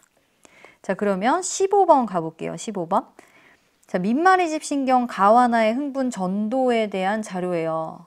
여러분, 이 흥분 전도에 대한 내용이 너무 어려운 친구들은요, 선생님이 좀 참고하라고 선생님의 청출예람 개념이거든요. 청출예람이라고 치면 나와요. 청출예람 강의에 7강 이거 참고하라고 가져왔습니다. 이 자극이 전도되는 것을 이 자극이라는 사람을 비유해가지고 선생님이 쉽게 설명해놨거든요. 그래서 한번 보고 이런 문제를 접하는 것도 좋을 것 같아요. 이쪽 부분에 대해서 아무 개념이 없어요. 저는 무개념이에요. 몰라요. 노베이스예요. 이런 친구들을 위해서 쉽게 설명을 했으니까요. 한번 듣고 오는 것도 좋을 것 같아요. 그럼 이거는 없애고, 자, 그러면 문제로 가보도록 할게요. 자극이를 이렇게 해놨네. 자, 문제에 흥분 전도에 대한 자료입니다. 그림은 가와 나 지점 D1으로부터 세 지점까지의 거리를 나타낸 거, 그리고 지금 문제에 D1에다가 자극을 줬어요. 이때 이 가와 나의 흥분 전도 속도가 각각 1cm/ms거나 아니면 2cm/ms이다. 둘 중에 하나이다 라고 했는데 우리가 그건 맞추면 되는 거죠. 선생님은 이런 문제 봤을 때 여기가 조금 눈에 띄어요. 마이너스 80. 마이너스 80인 지점은 이 막전이 변화 그래프에서 딱 한 지점밖에 없거든요, 여러분. 마이너스 한 60만 돼도, 여기가 마이너스 60이라고 쳐볼까요? 60만 돼도 막전이 그래프에서 막 이렇게 두 개씩 보여요. 0인 지점도 두 개씩 보이는데 마이너스 80인 지점은 딱 하나예요. 과분극일 때. 그렇죠. 자, 특히 자극이 도착하고 나서 3ms가 지났을 때 그 막전위가 마이너스 80이라는 거거든요. 그렇다는 건 자, 자극을 주고 자극이 여기서 D1에서 D2까지 이동하겠죠? 자, 이동하는데 얼마간 시간이 걸리고 이 D2 지점에서만 3ms가 지났을 때 막전위가 마이너스 80이 나왔다는 소리입니다. 자, 이때 경과된 시간이 4ms라고 했거든요. 아, 그러니까 4ms 동안 이 자극이라는 애는 D1에서 D2로 1ms 동안 이동을 했고, 그리고 이 D2 지점에서만 3ms 막전위 변화를 했으니까 총 경과된 시간이 4ms구나가 나오는 거죠. 이 경과된 시간은요, 이 자극이 이동하는 시간 더하기 막전이 변화하는 시간이에요. 그러니까 가의 속도 나왔습니다. 가의 속도는 1cm/ms라는 게 나왔어요. 그러면 나는 당연히 자동적으로 2cm/ms가 되겠네요. 자, 그러면 여기까지 정했으니까 자, 기억 풀어볼 수 있을 것 같아요. 기억에 가의 흥분 전도 속도는 요거 1cm/ms 맞다라고 볼 수 있고요. 자, 니은의 A와 B가 같다라고 물어봤는데 A와 B 생각해 봐야죠. D4 지점 말하는 거구나. D4 지점 생각해 보면요. 우리 가에서 자극이 이동하는데 1ms당 1cm 가거든요. 그럼 D4까지 가는데 얼마나 걸리나 볼까요? 1, 2, 3, 4. 지금 경과된 시간이 4ms이기 때문에 여러분 자극은 지금 여기까지 왔어요. 자, D4 지점에는 오지도 않았습니다. 분극 상태일 것이다. 됐습니다. 자, 그러면 D4 지점의 B는 얼마나 될까 한번 생각해 볼까요? 자, B는 얼마나 될까 생각해 보면요. 자, B의 수치. 그러면 여기 자극이 이동하는 거 생각해 보면 되죠. 여기서 2cm를 1ms당 가니까요. 여기까지 가는데 1ms. 그리고 또 2cm 이동하는데 1ms 걸립니다. 그러면 1cm 이동하는 데는 얼마나 걸려요? 그렇죠. 0.5ms 걸리는 거예요. 자극이 이동하는 데만 2.5ms가 걸린 것이고 자극이 도착해서 이 지점에서 D4 지점에서 막전이 변화하는 데 걸린 시간은 1.5ms가 되어야 총 경과 시간이 4ms인 게 되는 거죠. 자, 이 2.5 더하기 1.5가 4ms가 돼야 되는 거예요. 자, 그러면 1.5ms일 때를 생각해 보면요. 아무튼 마이너스 70의 수치는 아니에요. 어느 수치인지는 모르겠지만 얘네들이 같지 않다라는 건 우리가 알 수 있습니다. 그러면 니은 틀렸다. 자, 니은 틀렸어요. 자, 그러면 기억이 3ms일 때 나의 D3에서 뭐가 일어나고 있냐 이거 물어보고 있거든요. 다시 나로 가볼게요. 그러면 이번에는 여러분 경과된 시간이 3ms라고 했거든요. 3. 자, 가봅시다. 3ms라는 시간 동안 자극은 D1에서 D3 지점까지 이동합니다. 자, 이동하는데 걸리는 시간이 얼마예요? 여기까지 가는데 1ms. 1cm 가는 데는 0.5ms 걸리거든요. 이동하는 데만 1.5ms 걸리고요. 그러면 막전위가 변화하는 데 걸리는 시간은 총 경과 시간이 3이니까 여러분 1.5ms 후에 막전위를 읽으면 되는 거예요, 얘들아. 여기다. 1.5ms 후에 막전위는 언젠진 모르겠지만 탈분극, 수치는 모르겠지만 탈분극하고 있는 것이다. 디귿에서 재분극이 아니라 탈분극이 일어나고 있어요. 자, 답은 기억이에요. 라고 이렇게 갈 수 있겠죠. 자, 그러면 자, 다음 문제 16번 가보겠습니다. 자, 16번은 사람의 유전형질 기억과 니은에 대한 자료를 나타내고 있어요. 지금 선생님 16번 읽어보니까 기억을 결정하는 두 개의 유전자가 각각 대립유전자 A, B래요. 근데 이 기억의 표현형이라는 게 유전자형에서 대문자로 표시되는 대립유전자 수에 의해서만 결정된대요. 이거 전형적인 다인자 유전이죠? 다인자 유전. 이게 무슨 말이냐면 A, B, B 라지수가 하나, 둘, 셋, 네 개인 이런 표현형도 있고 라지수가 A, B, B 세 개인 표현형도 있고 이 표현형이랑 같은 표현형이 라지 A, 스몰 A, 라지 B, 라지 B 이것도 같은 표현형이라는 거예요. 왜냐면 라지가 3개, 요 밑에 것도 3개거든요. 이런 유전자형은 표현형이 같다 요 말입니다. 그러니까 라지수가 몇 개 있느냐에 따라서 표현형이 달라지는 다인자 유전이에요. 그리고 밑에 있는 나는 니은이네요. 니은은 대립유전자 H와 H별에 의해서 결정된다. 근데 여기에 대한 힌트는 없어요. 힌트 어디 갔어? 힌트는 밑에서 볼까요? 자, 그림 가는 남자 P 그리고 나는 여자 Q의 체세포에 있는 일부 염색체와 유전자 나타낸 것인데 A와 B는 서로 다른 염색체 위에 있지만 B와 H가 지금 연관되어 있어요. 같은 염색체 위에 있거든요. 그리고 나서 이 PQ 사이에서 A가 태어날 때 이 A에게서 나타날 수 있는 표현형이 최대 6가지라고 합니다. 그러면 이 6가지의 표현형인 걸 보고 이 H와 H별 사이의 관계를 우리가 알아맞혀야 되는 거죠. 자, 그러면 우리 P와 Q에서 생성될 수 있는 생식세포 한번 생각해 볼게요. 고민을 좀 해봅시다. 자, P부터 보겠습니다. 자, P 그리고 Q에서 생성될 수 있는 생식세포를 우리 A쌍에 대해서만 생각해 보면 P에서는 라지 A와 스몰 A 생식세포 생길 수 있고요. Q에서는 라지 A만 있으니까 라지 A만 갖는 생식세포가 생겨요. 그리고 나머지 한 쌍의 염색체로 생각을 해보면 또 PQ에서 생성될 수 있는 생식세포 P에서는 BH 그리고 스몰 b H별 그리고 Q에서도 BH 그리고 스몰 b H별이라는 생식세포가 생깁니다. 자, 그러면 여기서 생성되는 밑에 여기 나오는 것들이 자손의 유전자형이 되겠죠. 이 자손의 유전자형이 어떻게 되는지 우리 A랑 B에 대해서는 이제 라지로 표현된 대문자로 표현된 유전자 수가 중요하니까 숫자로만 써볼게요. 자, 이렇게 만나서 생성되는 자손은 라지 A, 즉 대문자를 2개 가질 거고요. 이렇게 만나면 하나 가지겠죠.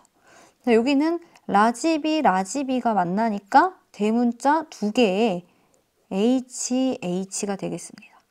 두 번째도 계속 써볼게요. 라지 B, 스몰 b, H별 그리고 여기도 1이라고 써야겠네요. 1. 그리고 여기도 1 하나의 H별. 여기는 대문자가 스몰 b 만나니까 0이죠. 그리고 H별 이렇게 가줄게요. 자, 이렇게 가줬을 때 자손에서는 A가 있는 염색체와 B와 H가 있는 염색체가 다 있어야 되죠. 다 있어야 되니까 얘네들이 한꺼번에 동시에 존재한다고 생각하면 돼요.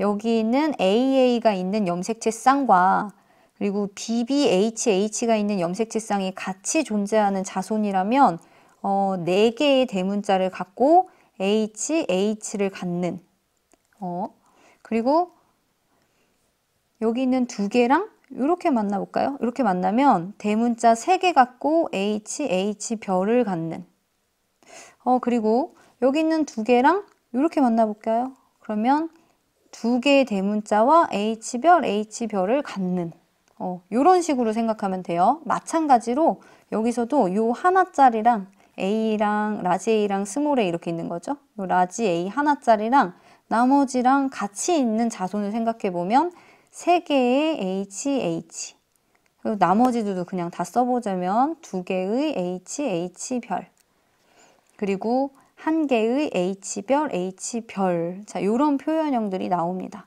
자, 만약에 라지 H와 H별이 이렇게 우열관계가 뚜렷하다면 요거는 표현형을 나눠보면 5개가 되겠죠, 얘들아. 왜냐면 하나, 그리고 여기 둘, 그리고 셋, 넷, 다섯 개. 하나, 얘가 둘, 그리고 얘가 셋, 얘가 넷, 다섯 개. 다섯 개의 표현형을 갖게 되는 거예요. 이렇게 마찬가지로 H별이 완전 우성이어도 마찬가지입니다. 지금 선생님이 써놓은 이런 6개가 다 다른 표현형을 가지려면 H와 H별의 우열관계가 이런 유전자형, 이형 접합, 그리고 H별, H별이 모두 다 다른 표현형이어야지만 이렇게 6개, 1, 2, 3, 4, 5, 6의 표현형이 나올 수 있는 거예요. 자, 그래서 지금 이 문제에서 말해주고 있는 거는 이 6가지다라는 게 H와 H별이 유전자형에 따라서 다 표현형이 다르다라는 걸 얘기해주고 있는 겁니다. H별에 대한 힌트를 주고 있는 거예요. 자, 이때 문제에서는 A에서 자손에서 기억과 니은의 표현형이 Q와 같을 확률 물어봤거든요. Q는요, 지금 라지를 하나, 둘, 세 개 가지고 있어요. 라지로 표현된 유전자 3개이고요. 그리고 H로는 H별의 이형 접합을 가지고 있습니다. 자, 그러면 요런 게 나오려면 어떤 생식세포끼리 수정을 해서 나오는 자손이어야 하냐. 자, 동그라미 쳐보자면, 자, 3개 나오려면요, 요거예요, 요거가 나올 확률을 구하면 돼요.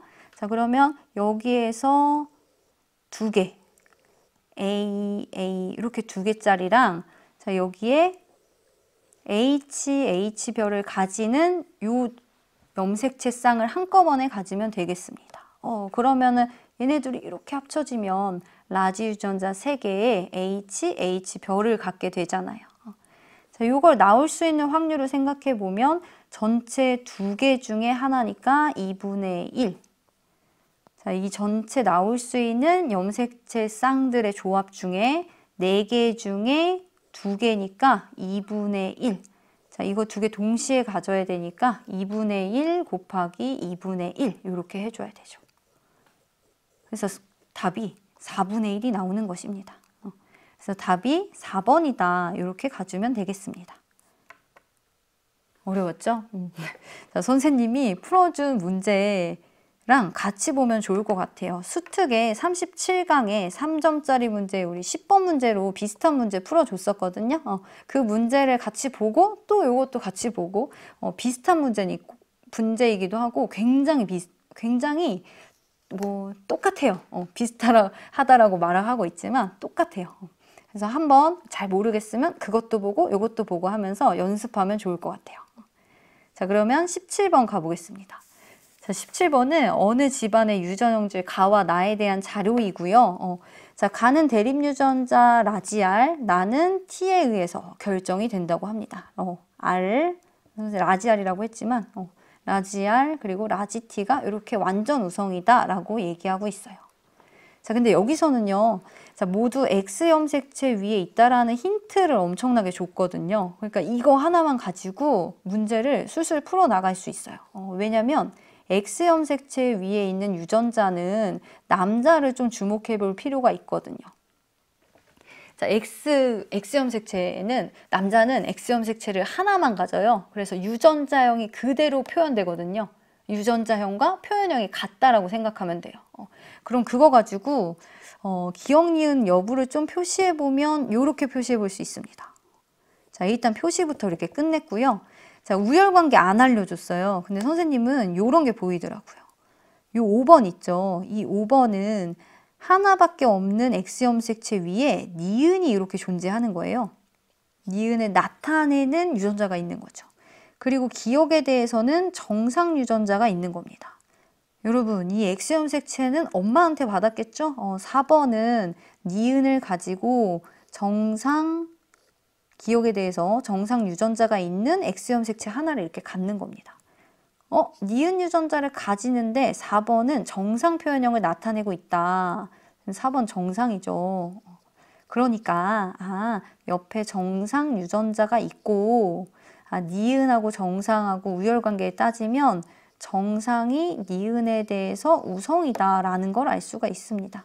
자, 유전자를 입혀보면 이렇게 표현할 수 있겠죠. 그럼 다시 써볼까요? 여기다가. 자, 5번은 스몰 t랑 정상, 기억에 대해서 정상 X염색체를 가지고 하나는 Y염색체고요. 4번은 하나는 정상, 하나는 스몰 t, 그리고 나머지 한쪽에 있는 X염색체에는 라지 t가 있고 여기에는 아직 뭐 있는지 모르겠어요.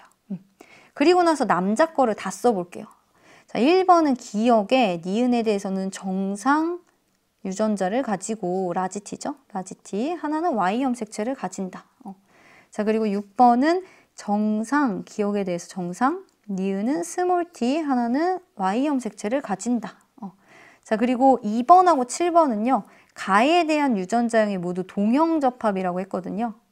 그러니까 2번은 가에 대해서 정상 유전자만 가지는 거고 7번에 기억 유전자만 가지는 거예요. 이거 가지고 한번 타고 올라가 볼게요. 자, 지금 6번에 X염색체 정상과 스몰 t가 연관되어 있는 이 X염색체는 분명히 엄마한테 받았습니다. 그러니까 이 염색체를 내려준 사람이 여자다라고 볼 수 있겠어요? 자, 그러면 요거랑 비슷한 정상이랑 스몰 t가 있는 위에 세대를 찾아보니까요, 얘들아. 선생님 눈에는 여기가 보여요. 4번에 정상하고 스몰 t 같이 있거든요.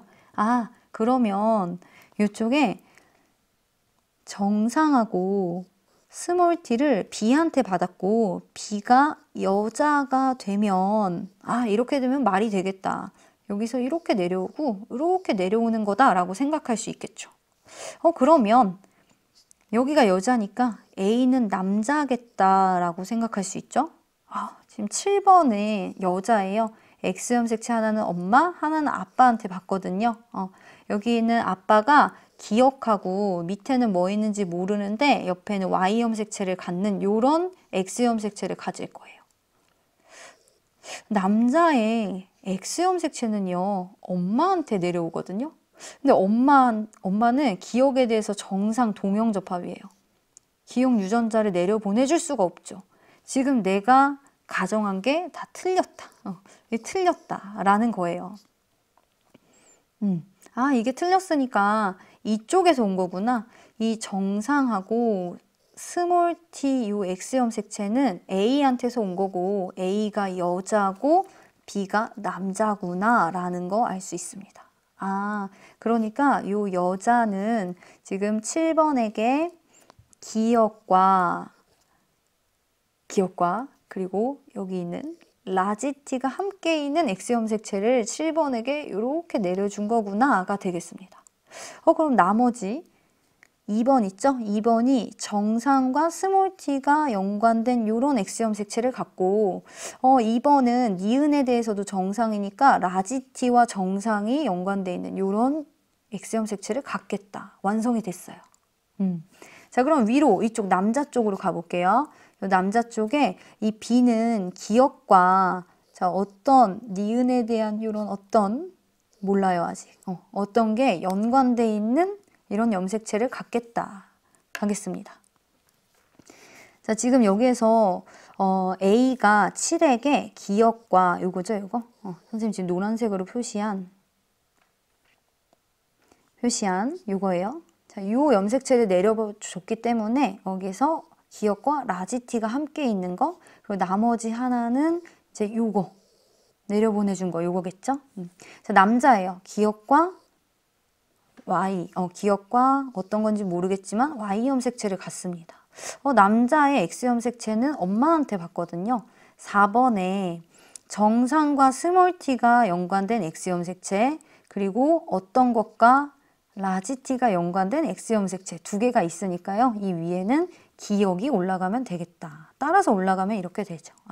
그럼 기억하고 정상 유전자가 함께 있는 4번이 정상 표현형을 나타내니까 기억이 정상에 대해서 열성이다 라는 것까지 알 수 있겠습니다. 자, 그러면 기억부터 내려가서 보면요. 가는 우성형질이 아니라 열성형질이다 라는 거 알 수 있고요. A는 여자이다, 맞다 라는 거 알 수 있고요. 자, B에게서 가와 나중에 가만 발현된다 라고 했는데요. 그러면 기억이 나타나야 되는 거죠. 자, B 볼게요. 자, B는요, 남자이고요. 자, 기억과 요 X형 색채 받았죠? 라지 T를 가진 X형 색채를 갖습니다. 기억만 나타내겠죠. 그래서 니은 디귿이 답이다. 이렇게 갈 수 있겠습니다. 자, 그리고 밑에 18번 가볼게요. 자, 18번에 다음은 항원 A와 B의 면역학적 특성을 위한 자료인데요. 일단 문제를 그래프를 보고 말해주자면 자, 생쥐 X에게는 A를 1차 주사하고 2차 주사했더니 처음에는 그래프 모양을 보니까 1차 면역이 나타났고 두 번째는 2차 면역이 나타난 거 볼 수 있겠습니다.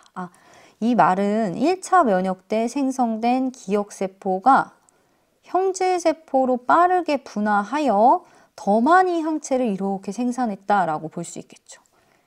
생산한 부분에 표시를 하자면 이렇게 생산했다. 자, 그리고 생쥐 Y의 경우 B를 1차 주사하고 2차 주사했지만 항체의 농도를 보니 다 1차 면역 반응이 일어난 것 같아요.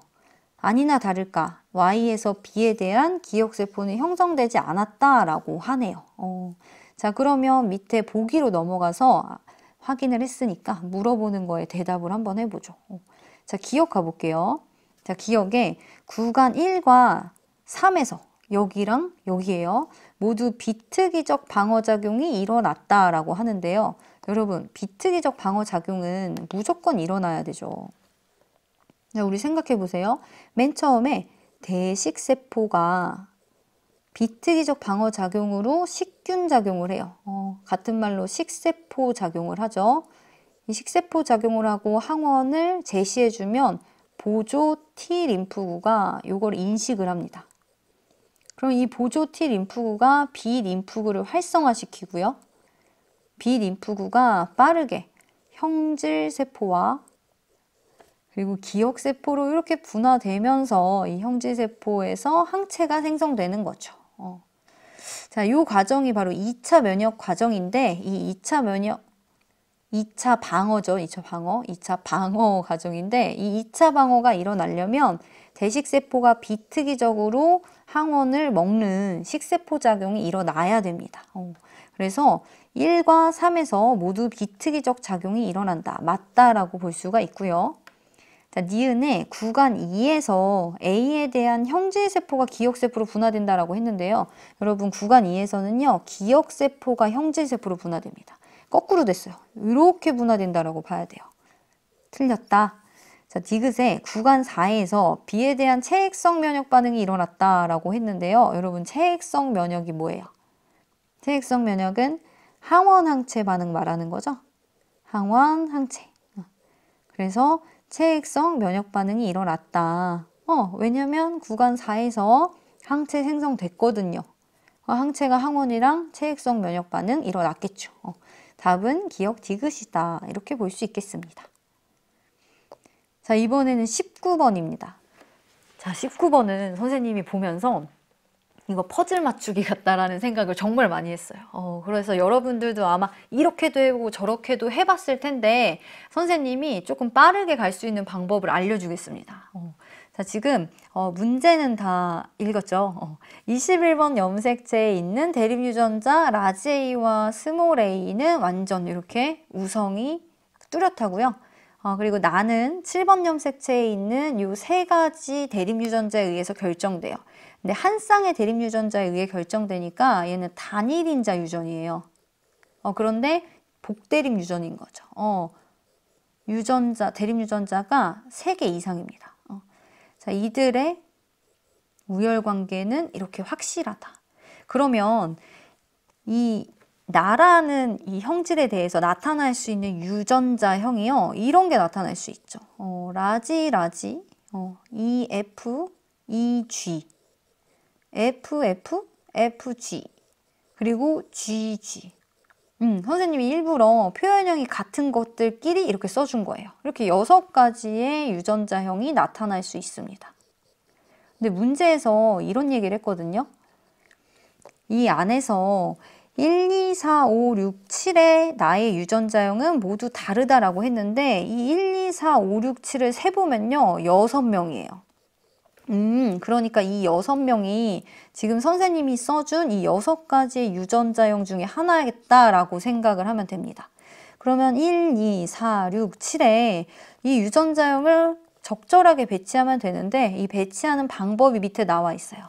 1번과 7번의 나의 표현형은 다르고 2, 4, 6의 나의 표현형이 같대요. 3명이 유전자형이 다르면서 표현형이 같으려면 이 표현형을 가져야 되죠. 왜냐면 이 표현형을 나타내는 유전자형은 이렇게 3가지거든요. 됐죠? 자, 그러면 이 3명을 2, 4, 6에 적절히 배치를 해야 되는데 자, 2, 4, 6에 배치를 해야 되는데 아마 여기서부터 힘들었을 거예요. 아니, 도대체 이 2를 어디다 쓰고 이 F를 어디다 쓰고 이 G를 어디다 쓸까? 자, 요런 생각을 했을 텐데요. 자, 일단 옆에다가 좀 써줘 볼게요. 자, 2, 4, 2, 그리고 4, 1, 5, 6, 7 이렇게 있죠. 이렇게 있을 때 이 사람들의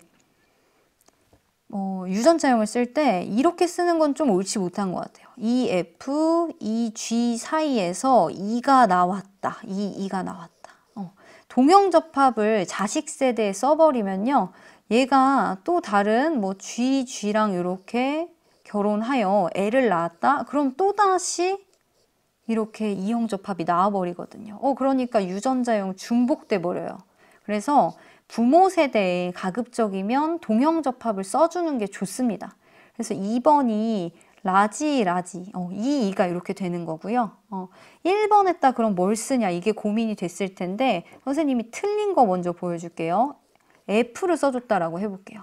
이들 사이에서 나타난 4번이 2F가 되겠고 6번이 2G가 되겠구나. 2G가 되려면 5번이 G여야 하죠. 동형접합.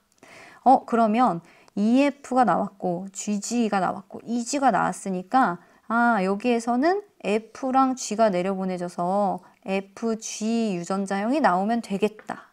이렇게 하면 되겠다 싶었는데요. 자, 1번하고 7번의 표현형이 다르다 그랬거든요.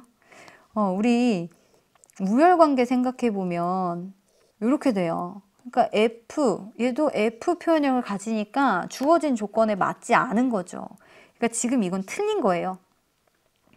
그러면 똑같은 방법으로 이 1번 자리에다 F가 아니라 G를 써보자. G를 한번 써볼게요. G 이렇게. 그러면 4가 2G 유전자형 갖게 되고 6이 2F가 되겠습니다. 그러면은 5가 F가 되고 그리고 요 7번이 FG가 나오면 모든 조건을 다 만족하는 거죠. 지금 말하는 1, 2, 4, 5, 6, 7이 유전자형이 다 다르고 그리고 1번과 7번의 표현형도 다르고가 되는 것입니다. 자, 이때 이 문제가 끝난 게 아니에요. 자, 이때 요 밑에 1번과 7번의 체세포 A, 스몰 a의 상대량을 더한 값과 3번과 7번의 이 상대량을 더한 값이 1이라고 했거든요. 3번과 7번의 이 상대량을 더하면 우리 3번 가볼게요. 3번 아까 안 썼거든요. 자, 3번은 G랑 E, 동형접합끼리에서 태어난 사람이니까 이 G 유전자형을 갖습니다. 그러니까 3번하고 7번의 2의 값은 1이에요. 그러면 여기가 분모가 1이 되고 그럼 위에도 1이 되어야 이 조건을 만족하겠다라는 것이죠. 자, 1번과 7번이 가 발현된 게 3번, 2번, 6번, 5번이 발현됐을 때 자, 어떤 게 정상이고 어떤 게 정상이고 어떤 게 가유전자냐 요거를 맞춰야 되는데요.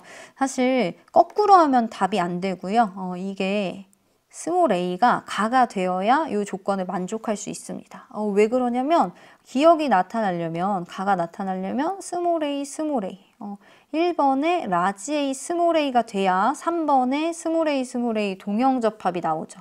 자, 마찬가지로 4번이 이렇게 이형접합이 나와야 6번에 스몰 a 나오고요. 5번에 스몰 a 이렇게 나올 때 7번에게서 라지 A 표현형 나올 수 있고요. 원래 같으면 5번한테 스몰 a 받아야 돼요. 근데 1번하고 7번하고 스몰 a의 값을 합쳤을 때 이 스몰 a의 값이 1이 나와야지 지금 이 조건에 들어맞거든요.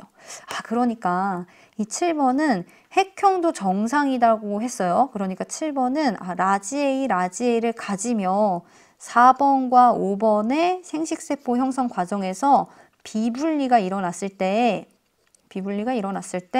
4번에게서만 라지 A를 받고 5번에게서는 아무것도 안 받은 그런 사람이구나 라는 걸 알 수가 있죠. 그래서 이게 요런 걸 의미하는 거다라는 겁니다. 그러니까 요 난자 기억에는 라지에가 들어있었던 거고 정자 니은에는 안 들어있었던 거예요. 라지에이든 스몰에이든. 자, 이렇게 가주면 되겠습니다.